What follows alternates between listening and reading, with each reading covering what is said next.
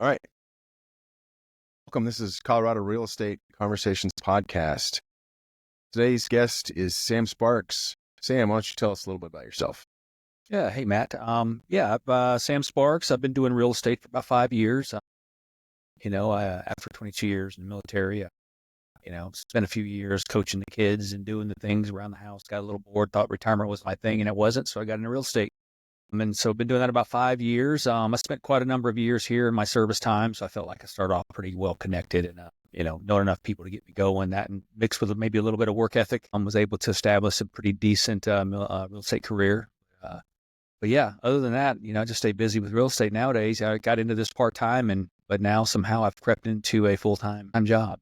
So what'd you do in the military? You were in the Air Force, right? Yeah, I did 22 years in the Air Force. I did a number of jobs. Most people don't do the number of jobs that I did. I came into logistics. And about every 4 or 5 years, I moved into another career field, which is unusual. Just opportunities came up and I took them. Some of that was the fact that my wife was military as well. And so sometimes you had to take an opportunity just to keep the family together, which I think we did a pretty good job of. But logistics into basic military training instructor, Air Force Academy here in town, and then finally into international affairs where I went over to Hawaii and dealt with other foreign countries and trying to help them build their forces and teach them how to teach their troops to do the things similar to the way we do things. The idea is if we ever deployed, we'd all speak somewhat the same language.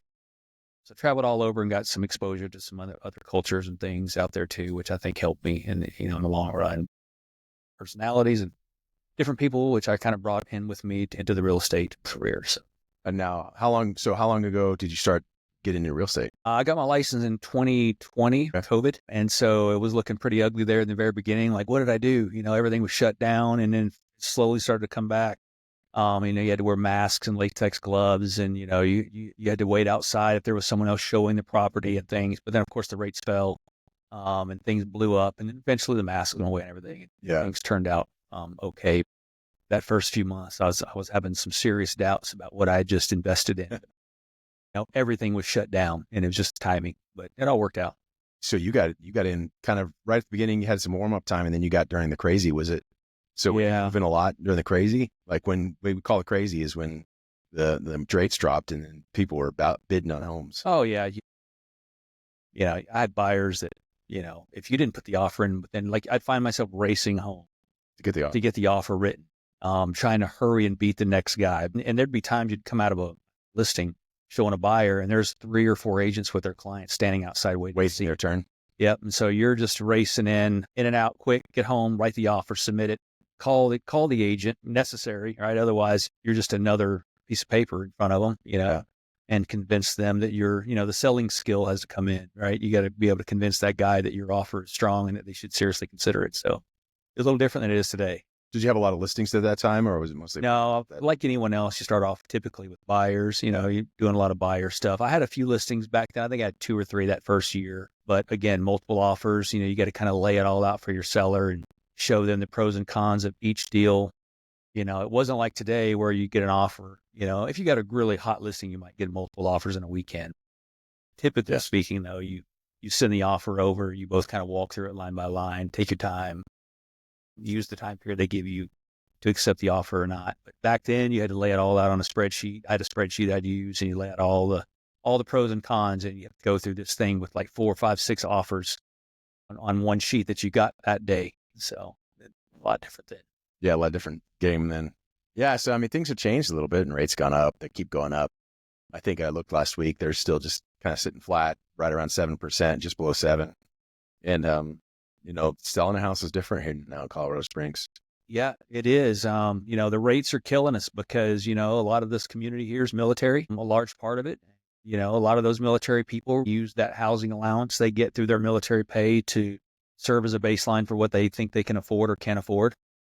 And so that housing allowance doesn't align with what a monthly mortgage would be right now. And so military families are struggling. And so we'll see what happens, with prices increasing and then rates increasing as well. It's going to be really hard for young families in this community anyway to purchase if it stays this way for much longer. Yeah, I was just looking, and still prices, even on townhomes, are going up year over year. Oh yeah. Yeah. I mean, townhomes now at 30K. I mean, I think about the home I bought 20 years ago here. And when I first moved here for the first time with more than 2003, it's $170,000, 3-bedroom, 2-bath, 2-car Right. garage. Right. And now that same house is 450, 500,000. Yeah. It's unbelievable. I wish I would have known then what I know now. I would have been buying up everything. Just to, And military pay didn't go up that much. no, it doesn't go up Close. percent a year. Yeah. Housing just don't go up much. Year to year. So yeah, something's got to give. Rates or prices, or you have to start paying the military guys a little more. So we'll see what happens. Yeah, they said talk about raising that BAH. That might help. But so from a seller's perspective, that's kind of what the topic of today's video is: selling a home in Colorado Springs from a seller's perspective. I know you've got a whole bunch of listings, and you've been working with, last year you had a bunch of listings, and you got more listings than I do. That's for sure. So let's, but I want to kind of like when we talk to a seller. What can we say? What kind of expectations can we set so that they understand what the market is right now from their perspective? Because going from the buyer's perspective, it's about 50-50, I think, with buyers and sellers. So, but the seller's perspective, I think, has changed quite a bit because they were expecting huge gains every year because that was happening for a few years. And I think it's really hard to accept. So I want to hear your perspective when working with sellers. Yeah, I think going in, I had to learn lessons because the market changed quickly on us over the last several years, and so expectation management is probably number one listing because all that does, if you don't manage expectations, then it just leads to frustration for everyone.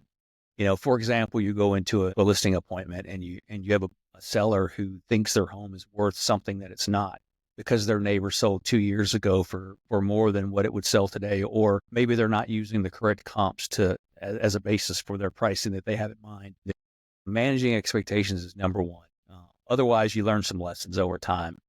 You might lose some listings. You might have some expires canceled because you promised some things at the listing appointment that you just can't do. Doing a thorough comp and making sure that you come in with justifiable numbers and things that support whatever it is you're thinking on the listing price. And another lesson I learned is to stop asking, or try not to let the seller tell you what they think the home should go for. Yeah. Before you tell them what you think, because then now you're on defensive mode. They want this crazy number, and now you've got to backpedal and try to figure out a way to get them to understand that you come in with a much lower number than they do. The problem with several of my listings right now is they all want too much. So we're sitting on the market 100 days. They're using comps that aren't really comp. Well, they call them comps, but they wouldn't be in a comp that an appraiser would use. Or it needed some work, and they think that, well, my neighbor got X amount of money, and so therefore I got an extra bedroom, so I should get an extra $50K for this house, without any understanding of how the process works, right? And being able to go in and smartly explain those things to them. In a way, obviously, you don't want to offend them, and you want to secure the business. Yeah, I mean, our job is to help them, and so that's it. And sometimes they don't make it easy. No, they definitely don't make it easy. But that's just makes our job more interesting, I think. Yeah. Just running a good comp, going in knowing that you're going to have to manage some expectations of sellers because everyone wants top dollar. You want them to get top. Yeah, absolutely. But there's a point where you're getting a little bit too crazy on. Yeah. I mean, isn't it? It's, what something's worth is what somebody's willing to pay for it. Right. Exactly. And right now there's just not as many buyers out there pushing for those price points. Yeah. And then you get on the market for 100 days and the seller starts looking at you like, what are you doing? Are you working for me? Are you representing me? Why aren't you selling my home? And there's a number of pieces that go into that, the lack of buyers and in Colorado with the cold climate, people tend to stay indoors when it's really cold out. They don't want to go look at home when there's ice and snow on the ground. I don't blame them. So the buying activity tends to slow a little bit. You got a PCS season here for military, a change station for military people, which typically happens in the summer to coincide with schools and things like that. So January, February, March, if you're listing a property that doesn't sell for 100 days, they start looking at you like, why aren't you doing something for me here? Right. It's really a slow season. It is. And we're kind of coming out of it. I mean, we're getting into the February, March, this should pick up. Yeah, I think people get excited over the spring. They start putting winter behind them because the holidays are behind them, although we have a long winter. Once the holidays are behind them, they start getting excited for that spring weather and plans for the summer, and they're optimistic of a new year, and they start looking at potentially, buying and selling. So Yeah. Activity increases around the 1st of February, I think. Yeah, you think so? Okay. Yeah, I've noticed activity really picked up in the last few weeks. Oh yeah. It's starting to.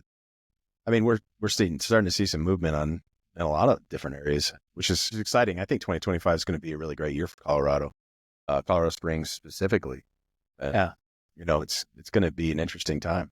Yeah, I think, a lot of people have been sitting on the sideline waiting for the rates to come down. Well, they're not coming down, and they're probably not going to come down the rest of the year. So what do? Do you keep renting and throwing away potential equity that you're building in your home? Or do you just kind of gut it out and try to deal with that high rate until you can refi later on? And I think people are getting to that point where they're just ready to move. So is there an optimal time of the year that you think that would be just the absolute best time to sell for, if you had to list your own home and your timing wasn't an issue, but you wanted to get the best price for it and the highest number of buyers, what time of year would you go for?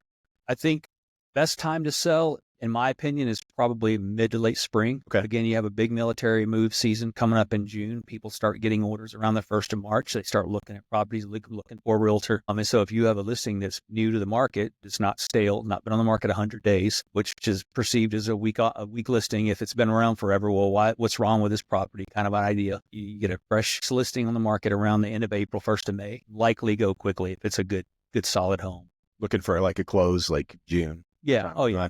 They arrive in June. Once their kiddos are out of school, they pack up their stuff. They make the move to Colorado. They obviously want a place to move into that coincides with their move. So you get it on the market April. It's under contract by the end of April, worst case. And then 30 days later, they're closing around Memorial Day weekend. All right. So, if somebody's thinking about selling their house, now's the time to start thinking about it and getting it ready. Oh, yeah. Lots of being ready. Now, what do you think, back during COVID, house didn't have to be ready. Just had to be on the market. Oh, you didn't have to do anything. It's the stuff that I saw sell back then, waiving inspections and things with visibly problems in the home. But some buyers were so desperate for a home, and maybe they weren't quite as competitive as some of those others that had a ton of cash to throw at the home. They'd waive everything, and you see things falling in, and they would just take it. They're just trying to secure a home. They just need a place to stay. Yeah, average days on market's like 2 days. Good grief. Back then. Yeah, 15.9 right now in Pikes Peak. Yeah, about 60 days average time on market. Yeah, as of December. December was 59 days on market. No, it should drop a little bit, I think, coming into the next month. Oh, yeah. Yeah. I'm curious to see what the January numbers are going to show. Things are going to, not many houses close in January. We've talked about that. Yep. I've only ever closed a couple. Yeah. That's it. I mean, to close in January means you went under contract around Christmas time. Right. 30 days prior. Middle of Christmas. So I give a lot of credit to those guys that can get a buyer under contract in December for a January close, because everyone's focused on other things. And just trying to get an inspector in. Oh, yeah. Title companies are closed. All kinds of madness in the holiday season. So what kind of preparations can someone do to their house to get it ready for this big selling season? Ideally, I would say have a pre-sale inspection done. If money's not an object and you want to make sure you're fully prepared for sale, get a pre-inspection. Those pre-inspections aren't that expensive. No, they're not. A couple of dollars. I think I talked to Matt. Matt's our inspector that we used, and he said it was, it wasn't that expensive. Yeah, they'll go walk around and just give you a quick sheet of to-dos, basically. But yeah, prepping the home, getting the landscaping squared away if need be, any minor repairs you need done, paint, things like that, touch-ups, clearing out some of the personal items in the house that that's going to detract from a good showing. If you're taking a TV down off the wall, for example, making sure you get that done well, get it finished, refinish the wall, refinish, just decluttering. A lot of people throw everything in the garage. I'd take it a step further and put it in storage, really, if money was no object, but just get the home ready for showing. Now, let's say somebody's got like an older home, maybe not even an older home, just 20 years old or something, and they haven't redone their kitchen in 20 years. Should that be something they would consider? I never do recommend to my sellers to do any major renovations, major paint jobs, things like that, because you could, for example, painting. You could paint the house, neutral, white, whatever. And the guy that buys your house or the gal that buys your house, they want it purple. Yeah. Well, you just spent $1,000 or whatever on paint, unless you had someone else paint it. It's obviously a lot more than that, but I would leave it unless it's something that's going to detract from a showing. If it's in really bad disrepair or cosmetically, the paint's not been touched in 20 years, then maybe, Yeah. get rid of accent walls for sure. People, you want to make it as plain and ordinary as possible that would meet most people's needs. Yeah. And if you've got a purple accent wall, that might be to a buyer, that's money they've got to spend to fix that. Well, and it's cool that it's not going to appeal to the most buyers. Yeah. And some homeowners have some crazy ideas, things they like. In some cases are the furthest from what the average person would like. And those are fun things. I like, Yeah. I find those things really interesting. Yeah. But at the same time, again, we're trying to appeal to the most buyers, right? Yeah, that's right. And that's hard to, and again, with the expectations, you want to, Yeah. that's a tough one. And you got to be able to go on that listing appointment and explain these things and do it in a way that's not offensive to them, but you're trying to market their home to the most people you can. I mean, so you have to get rid of some of these things that they may otherwise think is a great idea. Kitchens and bathrooms and all those renovations. I mean, unless it's really bad, I would not recommend you do it. What do you mean bad? Like, for example, if the cabinets are busted or Falling apart. Falling apart, that kind of thing. I mean, you might give some kind of credit for that or something at closing, but you could renovate that thing, but then they might come in and gut it. Yeah. And then that's money you spent that you might not get back at closing. But I think it's on an individual basis. Okay. Or not, you should do those big repairs, and that delays the listing as well. If you've got to get a guy in there to remodel a kitchen, you might be talking another month or two before you can get it listed. Yeah. Now, what kind of expectations of like marketing are you seeing from sellers at this point? And what as far as the marketing that you offer, more than just photographs, and then versus like what their expectations are, and I mean, we offer a range of marketing tools that, and depends on the price point, depends on how much the commission is. And really that's because our costs go way up with marketing. And so what are you seeing as far as like the expectation from the seller and then what's actually working? Yeah, obviously max exposure for the least amount of money. Like you said, there's plenty of tools out there that we can use that we have here at the brokerage and things that we all subscribe to individually. And you just want to get max exposure to things. I think a lot of sellers, unfortunately, they're not aware of those tools really. So part of your listing agreement is to share and explain what some of those tools are. I mean, as a baseline, really, if the home is going to be vacant, I recommend staging the home to make it feel warm and inviting. Obviously, professional photos and things like that through Vibrant or whatever photographer. Drone photos for those unique properties that might have those great views and things like that, or unique features outside. But then you're just using those tools to maximize exposure to as far out as you can go and look at, and what I've started doing now is looking at, there's different tools out there that can show you where a lot of traffic is coming from around the country, right? Heat maps and things you can look at to see the activity of people that are looking at your property. I've seen a lot of activity come up from California. Yeah, California, Arizona. Big time. Bay Area, or not the Bay Area, LA. I've seen a ton of people starting to look at the listings out here. Yeah, oh yeah. In fact, right now as we speak, I've got a guy over showing my property on one of my listings that his client is coming from the burn area that just happened. Oh, really? They're leaving Colorado. So I would suspect we're going to get a percentage of that Get an influx business coming out here. I mean, people lost everything. Yeah. But if you can get an insurance claim for that multi-million-dollar beachside home and you come out here and buy a median home price, $500K, which would be that $1 million home in California on the coast, you got a little savings account to go along with it, Yeah. Well, then there's tons of, there's, I think 75 houses on the market in just north of Colorado Springs that are above $1 million.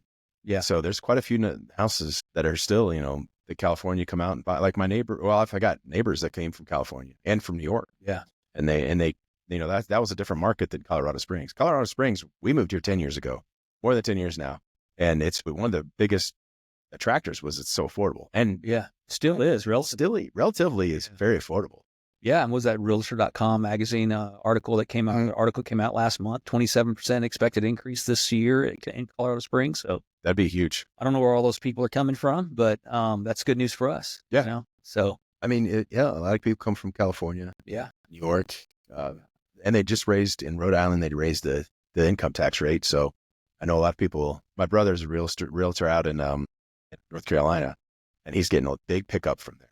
Oh wow, people are headed south. They're just getting out of because the taxes. They're going to say, okay, well, I'm retired and I don't want to have to pay taxes here in Rhode Island or wherever it is. Yeah, it's funny. It's a lot of the growth around the country. You have to wonder where all these people come from. I guess from the big cities. Yeah. It's the migration of people and COVID did a lot of that, right? Like people leaving the major cities of the U.S. and coming into places like Colorado Springs. and we've had such a huge growth in the last several years. And I moved Floating. 20 years ago, and this place looks nothing like it did. So even 10 years ago, Or yeah, I can't believe the change. I mean, I can't imagine the perspective of 20 years ago. oh yeah, yeah. So, well, we welcome them. That's the business we're in, right? It's a double-edged sword. You want to keep your place small and manageable, but you also need growth in order to sustain business. So Yeah, I like to take the view of, I would like to, I mean, there are areas growing, just go with it. Ride that wave. It could bother me, but it doesn't. yeah, we got plenty of room to grow east. There's tons of room. I heard not too long ago, Banning Lewis Ranch has something like 20 years worth of building space ahead of them. Yeah, I was just out there and showing a home last week, and you go right to the end of Dublin. Yeah. It's right at the end there, and then they're just putting more and more houses all the way out. Yeah, 20 years ago when Banning Lewis Ranch was actually a little ranch or whatever, it had a few homes on it, scattered about. It was privately owned, families or whatever. Yeah. And I guess whatever they, whoever bought that and turned that into this big subdivision that's out there. But It's 20 beautiful years ago, there. none of that was there. It's crazy. Yeah, it's really nice. There's a 55 plus community out there, the Yeah. retreat, and then there's all those little communities. Yeah. They've got great restaurants out there. I mean, and it connects right to the middle of the Colorado Springs. I mean, it's a fantastic place. Yeah, I see maybe some additional growth in Lorson Ranch too with Space Force, and who knows where that's headed. There's only growth ahead for Space Force as technology increases and space access to space and space exploration, all that stuff happens. Space Force is going to grow. Lorson Ranch is down by Peterson, southeast of the airport. Lots of room out there as well. That area out there was non-existent 10 years ago. And it's already a pretty large community that's going to probably continue to grow just because of its ease of access to the military bases. Yeah. And then right in the middle of town, you've got all those new homes by local homes going up right. Yeah. Interquest and Voyager, between Voyager and Powers. Yep. That's great. That's all brand new. That's huge. And the hospital, the park, it's the Common Spirit Hospital. It's over by the freeway. Oh, yeah. Right now it's not occupied, but I'm sure they'll fill it. There's an emergency room. There's an emergency room. That's it. I didn't know what all was in that building. But yeah, Interquest is blowing up. I remember back when that was just that Cheddar's restaurant. I think Yeah, it was the first that was new. thing. It was one of the first things there. Of all things, a Cheddar's restaurant goes in. And then there was the bowling alley. Yeah. And Oh, yeah. a movie theater got put in, and Yeah. another movie theater got put in. And that area is blown up. It's great. Yeah. Interesting times. This place will look even more different in 10 more years. I know. That's what I'm curious to see, because as you go north, the lot sizes get bigger, but then they're starting to, there's all kinds of new subdivisions going in everywhere. Yeah. I'm wondering what's going to happen with Highway 83, kind of out your way. Yeah. As we continue to grow north, obviously you cross over to the next county, but Highway 83 has got a lot of room out there as well. It does. And then you've got Flying Horse North going in. Yeah. And then beyond that, out Hodgins, there's going to be smaller lots, and that's going to be a huge development out there. Yeah. Yeah. That's going to change that whole neighborhood. Oh yeah. I'm sure there's some people unhappy about that, but I know they are. oh yeah. Yeah. I know my neighbors, they don't like it, but you know what? I mean, all it does is make those homes that have a couple acres more valuable. Yeah. So I don't mind, and it brings, we got the King Super opening up on Northgate. That's great. That opens up this week. Does it? Yeah. Oh, wow. I hadn't been over there in a while. Yeah. It opens up, I think, this Thursday or Friday. Okay. And there's some other ancillary businesses, some other things out on the outskirts of the Yeah. I don't know what it's going to be yet, Yeah. but I'm sure it's going to be, it'll be, that's great for that area. Yeah. All the kids are trying to get jobs at King Super. Yeah. I bet. All the teams. Yeah. When you think about it, it's long overdue. There was no place to buy groceries for Flying Horse unless you went down Powers or went over to Monument, which is shocking to me because of all of that, all those homes that are over in that area. There was, you had to kind of drive quite a ways. Maybe they just didn't want it over there. I don't know, but it seems like it's long overdue. That is definitely overdue. It's good for you too. It's great for me. It used to be 15 to 20 minute drive to the grocery store. Yeah, that's what I mean. Yeah. 5 minutes now. Exactly. So that's great. That's a great part of growth. And the problem is traffic, but really it's not that bad. Yeah. When we first moved here, 83 was pretty quiet. Yeah. And it's gotten a little busier, and all the construction and stuff, but that's just part of living in the city. Yeah. Were you here yet when it was just the old Northgate Road? No. So way back, I guess this is back when I first moved here. Back when I moved here, old Northgate Road was Northgate Road. Okay. And that was it. There was no Flying Horse. There was no golf course. There was nothing. You came up 83 and you turned on old Northgate Road and snaked around and got you back out to the interstate. And now that's just an old unused road. Yeah. Kind of a bypass around line. It connects to some really nice hidden neighborhoods back there. Oh yeah. Yeah. And the park, I think. Yeah. The park back there. Fox Run. Fox Run. Yeah. Yeah. That's a great area. Yeah. So, let's get back. We digress, right? Digress a little bit. That's all right. So we're talking about like selling. Where, does the location, have you seen the location really matter, or is it people just want to live different areas? Well, there's popular areas. Obviously, the big growth areas we've already talked about: Lorson Ranch, Banning Lewis Ranch, some of those big communities, Wolf Ranch, Cordera. People tend to be, there's not a lot of room left to move westward. Mountains are in the way, Right? So unless you're going to pay the big money to have a home built on the side of a mountain, then you're going to have to move eastward or find an existing home that's out on the west side. Not a lot of room west, so everything tends to be going eastward, and that's where also coincidentally where the military bases are. Again, big population here for that. A lot of people coming into town that are military affiliated, want to live near the base, cut down on the commute. So the east side is probably the most popular area. So how far east are we going to go? In 10 years from now, you're going to have equal commute from the east to the center of town as you do from the west because of the sprawl and spread of the homes that are being built out that way. But the popular areas, the preferred areas are obviously up in the north end, seems to be. Briargate's still a popular area up here, despite the fact that it's, a lot of those homes are 20 plus years old. A lot of the listings that you get, I've got a couple over there now, they're a little dated. There's just, they're come because they're older. But Air Force Academy types and some of the hospitals and things are up here on the north end of town. They tend to want to live in the Briargate area if they can. So that's a popular area as well. Yeah. Now, have you noticed any changes in like size of home as far as demand goes? Do people want the bigger home, or are people kind of looking more for smaller homes? Yeah, I think anyone would want a bigger home for the most part, but I think with the rates where they're at now, I think the most popular price point right now because of those rates is probably in the mid fours. Yeah. Just for affordability's sake, when you got a 7% rate, you can't quite afford it as much as you could when the rates were down in the fives or even less.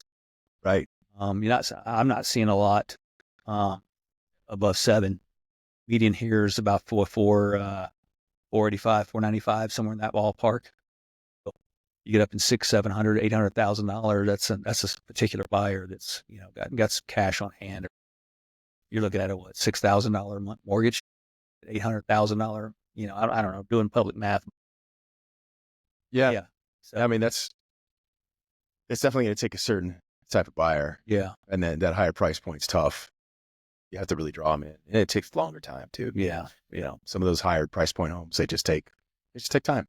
You got to be patient.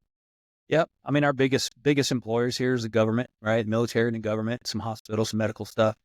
We don't have any big tech giants or industry here that commands those, 7-figure salaries and things. Like you said, I forget what you said, the number of $1 million plus homes are here in the area that you looked at recently. Yeah, it's listed it was just over 70. 70 homes in the whole area that's over $1 million.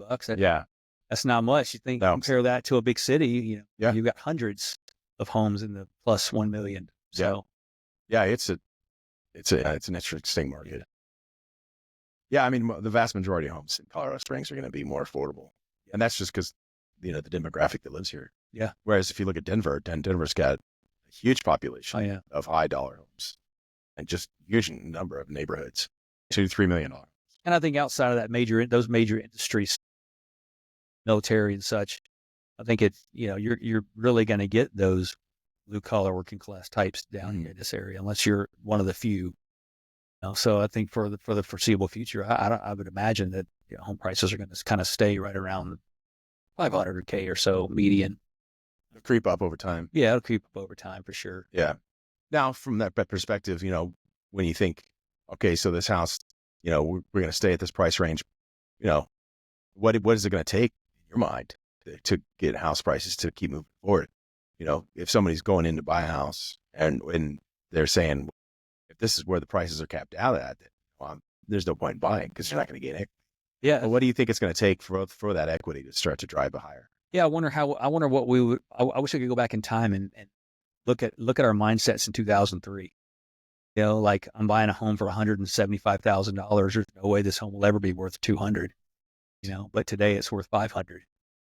So what's to say that's not the same logic today as it was then? Like I just bought a home for 500. There's no way it'll ever be worth 600. Right. 20 years from now, it'll be worth 800. Who knows? I don't know. How to keep that equity, how to keep that going, I don't know. I mean, I think that the military being the large, I keep bringing up military, but Well, that's a large population. it's a large demographic. I think an overhaul of the pay system for the military and paying these guys a little more. We both come from that background. Yeah.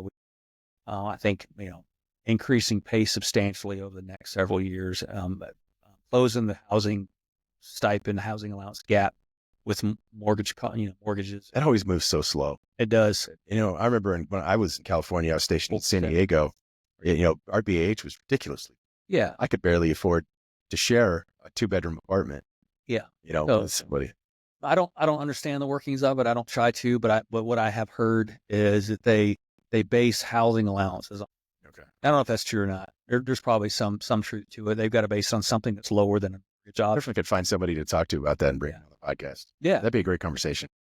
Well, they talked about last year. I heard that they increased BH to 100%. I don't know what that means. Again, I'm not the pro on this stuff. Yeah. But that's when that came up and that conversation came up, and someone says, well, 80% is based on the cost it would cost you to, or the rate it would cost you to rent. I'm like, well, most people don't live in apartments.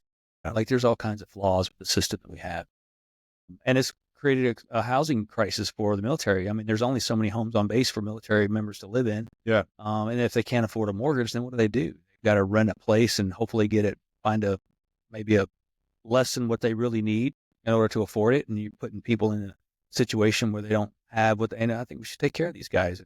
Absolutely. Make it affordable for them. So we'll see. Yeah, we'll see what happens. You guys are in the Air Force always accustomed to your. Oh yeah, we like our nice thing. Your luxury living. Yeah, we're all deep. We were brought up that way. Yeah, that's all right. Yeah. I mean, steak dinners on deployment and whatnot. Hey, I got steak dinners. Yeah, every Friday. Probably ate at an Air Force chow hall. Yeah, no, it's just yeah. Well, Coast Guard, right? No, or Coast Guard. Navy. Yeah, submarines. I mean, you get steak dinner every Friday night. Oh yeah, on deployment. Yeah, steak and lobster. Yeah, or crab or whatever. Yeah. So I mean, but yeah, everybody's got their little luxuries they enjoy. Oh yeah, they all give each other. I think. Yeah, I mean, the Army they get MREs. I mean, that's all they need. Yeah. We just need the Marines. They get their crayons. That's good. Yeah, just need you to charge that hill. We'll feed you whatever we got on hand. That's right. Yeah, I'll just be the taxi cab. Yeah. So that's both of us are basically just taxi cabs for the Army and the Marines. Yeah. Right. So. All right. So let's think sellers. So what are you seeing as far as houses are staying a little longer on the market, but we're starting to see some activity pick up. So let's talk a little bit about the process from the seller standpoint of when they have a bunch of people come out and then they get an offer. And then let's say it's not the greatest offer. How are we talking to sellers, and what can we do to talk to them about how to approach that offer?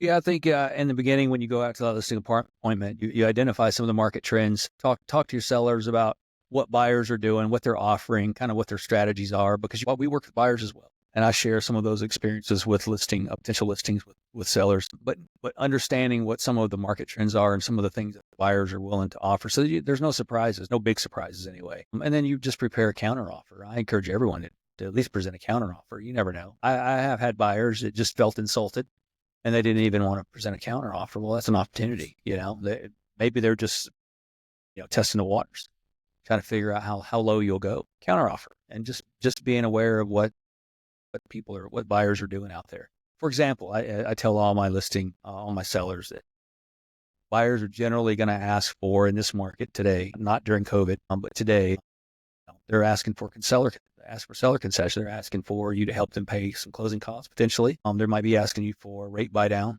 in order to be able to afford and get that monthly mortgage down to something that's a little more manageable. And that all comes at cost. And if you've got plenty of equity and you're willing to do that because you need to sell your home, it's something you want to consider.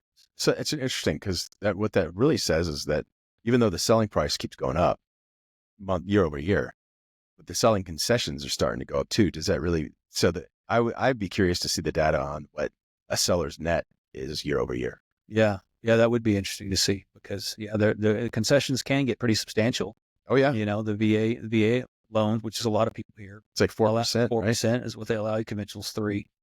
But then the closing costs are extra on top of that. That's not part of your concession. So, Yeah. you could be looking at a pretty large bill if you're a seller, if that buyer that comes to you with an offer needs all the help that they can get. You get that selling price, but Yeah. your net, which is, what you're left with when you walk away, it's going to be could be a little different.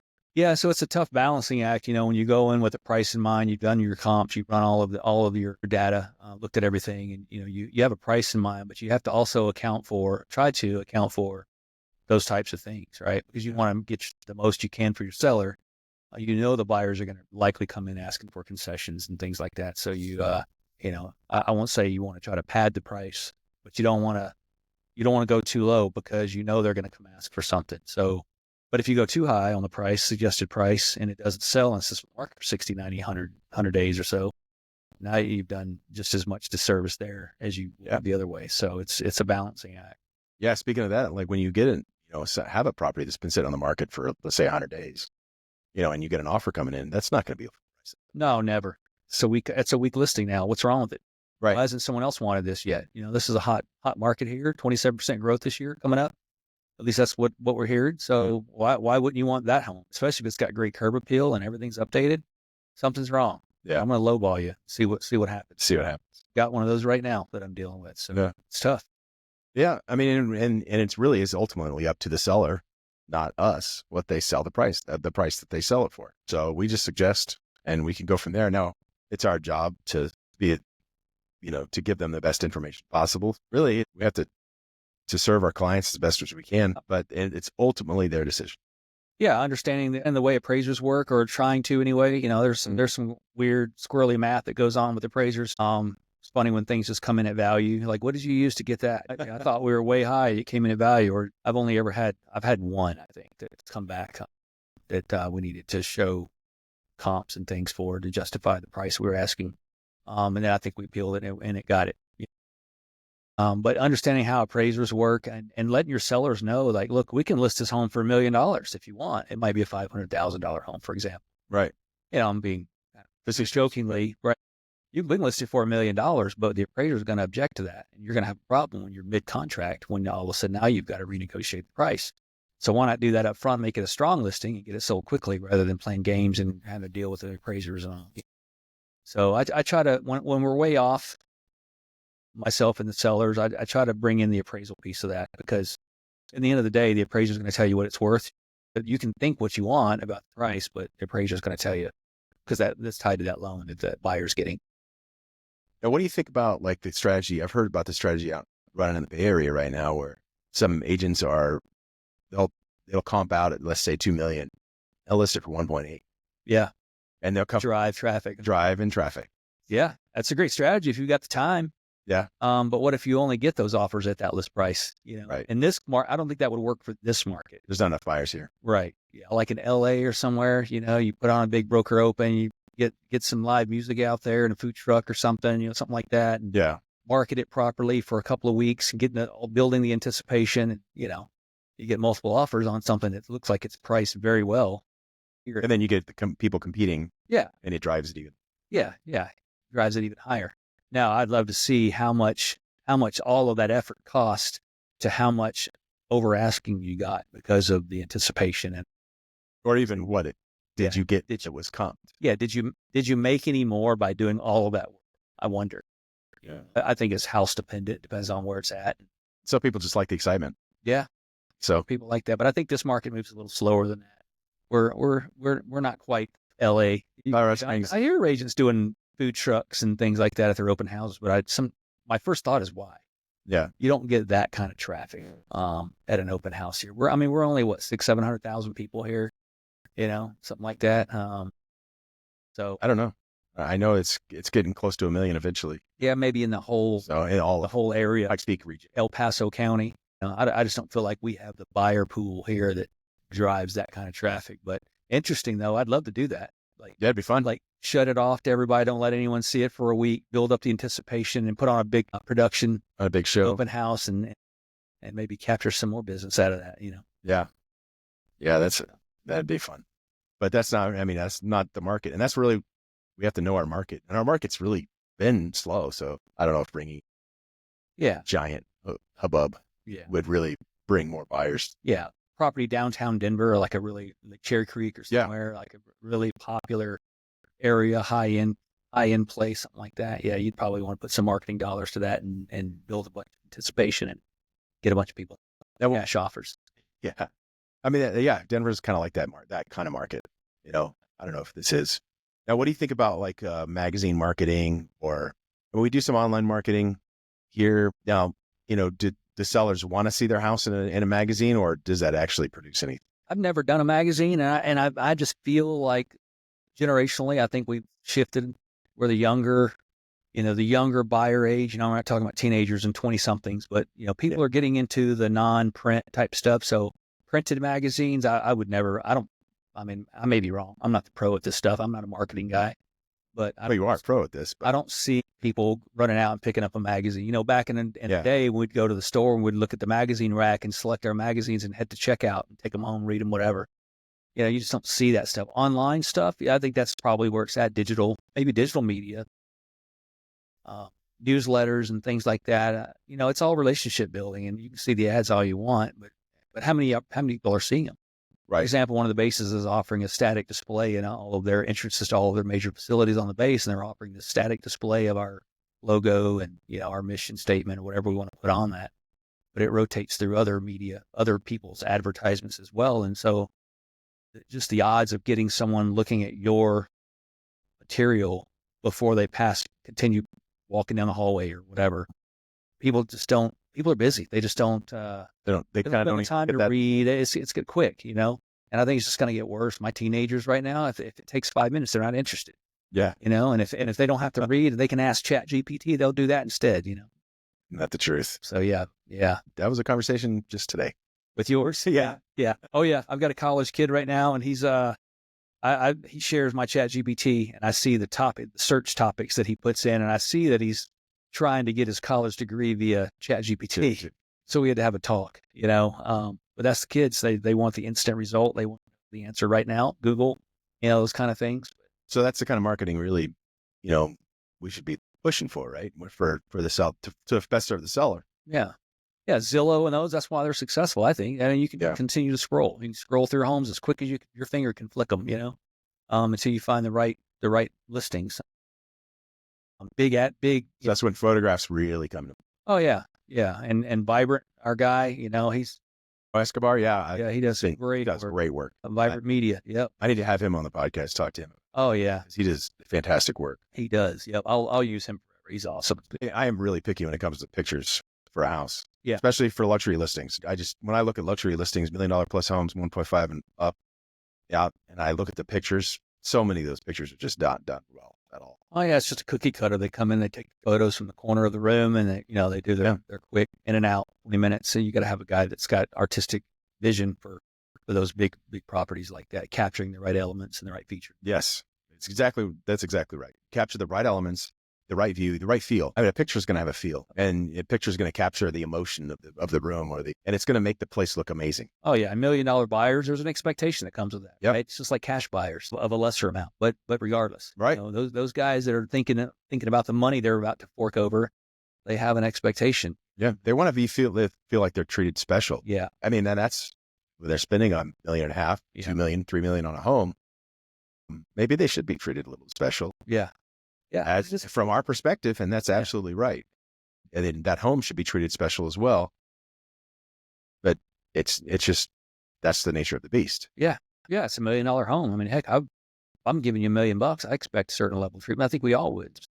I mean, so that the photos matter. The photos really do. And I think that's where it's really key. So that's I think that's my, when I think of selling the marketing piece of especially luxury product, photos, the drone video, the shorts and all that, put all those together. Yeah. And they have to be just top notch. Yeah. Competition's so thick here. I mean, we got 4,500 to 5,000 realtors in El Paso County. I don't know. I haven't checked in a while. I'm not sure the number's correct, but it's a lot. So competition's heavy here. If you're not setting yourself apart and doing the extra things for your clients, the next guy will. So you got to go all the way. You got to do it. Otherwise, you're going to lose some business over it. Yeah. I mean, you can't throw a rock and not hit a realtor in this town. Exactly. They're everywhere. So yeah, you got to be on your game and do the right things for your client, represent well, So what do you see? What do you like to see when you go into a seller or you're helping another agent? What do you say? What sets you apart? Like what makes you different when you're a listing agent? Yeah, well, going in and identifying the problems and having the courage to state what those problems or what those issues will be. I always like to ask my sellers, what's the key thing that's going to sell this property, and what's the one thing that you're worried might prevent it from being sold, such as some kind of repair or something, because I might not see that but they'll be quick to tell you, well, the roof's got a little leak in the back room, kind of a thing, that kind of stuff, right? And that's the things where you're going to call in a roofer or a handyman to prevent those issues later during the inspection phase, right? Or what's the feature that's going to sell this property? So we can highlight that during the photos. And then walking through the home and identifying the issues and identifying the highlights for yourself as well, and taking lots of good notes, having the courage to confront the seller about the issues that's going to prevent the sale. Saves you and them a whole lot of time if you're able to talk about the issues. And I think a lot of realtors these days, the ones that I know a lot of people, the ones I know, they're worried more about getting the business than they are about being successful at the business with regard to like a listing, right? They'd rather just, I'll do whatever you want. I'll sell it for whatever you want as long as you just sign right here, and we'll deal with the issues later. Well, then later is problems, later's headaches. So you want to be able to point out the issues that are there. That's one thing, right? And then just offering, you got to be accessible. That's another, the little things, right? I'm not talking the big illustrations and all the graphics and all that stuff, just the basic, like it's relationship based, right? Being accessible, being able to be reached when you're needed, and then preparing the house for photos and things like that. Those are the first steps of getting that done. But then being on top of being able to write a great listing, an appealing listing, having those great photos done, being there. I know agents that don't show up for listing photos. You just leave it to the realtor. Like, you're representing the client here. You should be there. You might not be the artist, but you should be there. You're the conductor. Yeah, right. Yeah. Same with inspections. A lot of people will disagree with me. I'm at every inspection. I'm not the inspector. I don't know what causes a water heater to be broken or how to detect a roof leak or whatever. But hey, when I'm talking to my buyer on the buyer side, I can tell them, yes, I was there. Yes, I saw that problem, and this is what I recommend we do to fix it. Or let's get the inspector on the phone so we can come up with a plan. Or we can call somebody that we know right away. Or that, yeah. And we can get, we can be on top of the problem. Yeah, being accessible, being on top of the problems, being on top of the good and the bad, right? Yeah. Being there for your client. That goes a long way when your client knows they can pick up the phone and reach you at any time, and you're going to answer the phone. Yeah. It's basic, fundamental relationship level stuff, I think, is what helps secure those deals. I think that's really what sets a great realtor apart, is that is really just the relationship. All the rest of it's just really important. Just being able to be there for our client, be their fiduciary. Oh yeah. There's a lot of guys out there, and I probably sound like I'm bashing agents, and I'm not really. It's just a generational gap or generational change.